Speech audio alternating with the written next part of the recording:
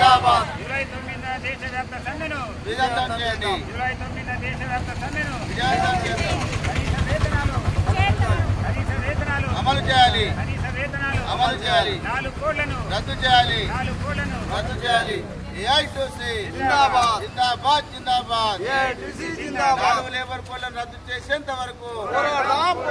4 labour కోడ్లను రద్దు చేసేంత వరకు పోరాడదాం. ఏఐటీసీ జిందాబాద్. కార్మికులకు కనీస వేతనాలు ఇచ్చేంత వరకు పోరాడదాం.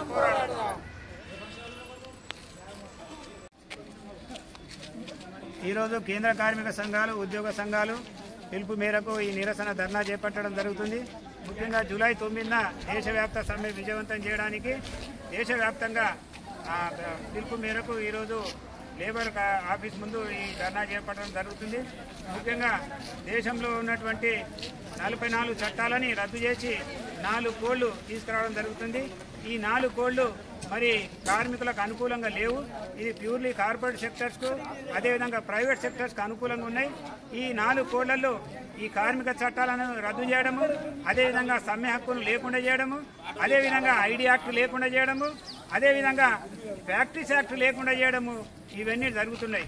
అదేవిధంగా దేశంలో ఉన్నటువంటి ప్రభుత్వ రంగ సంస్థలను కూడా మూసివేయడము ఒక కార్యక్రమం చేపట్టడం జరుగుతుంది. ఈ కార్యక్రమంలో భాగంగా వాళ్ళు ఈ ప్రైవేటీకరణ చేపట్టి ఈ అప్పనంగా అంటే ఈ అదానికి అంబానీకి మిగతా ప్రైవేట్ సెక్టర్స్ వాళ్లకు ప్రభుత్వ రంగ సంస్థల భూములు కానీ పరిశ్రమలు కానీ అప్పచెప్పడం జరుగుతుంది. ఇది వెంటనే ఆపాలని, అదేవిధంగా ఈ కనీస వేతనాలు 26,000 ఇవ్వాలని, అట్లాగే ఏదైతే 44 చట్టాలను పునరుద్ధరణ చేయాలని ఈరోజు పిలిపిస్తున్నాం.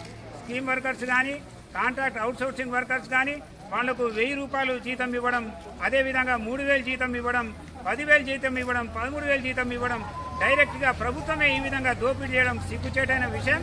ఈరోజు కనీస వేతనాలు 32,000 ఇవ్వాల్సిన అవసరం ఉన్నది.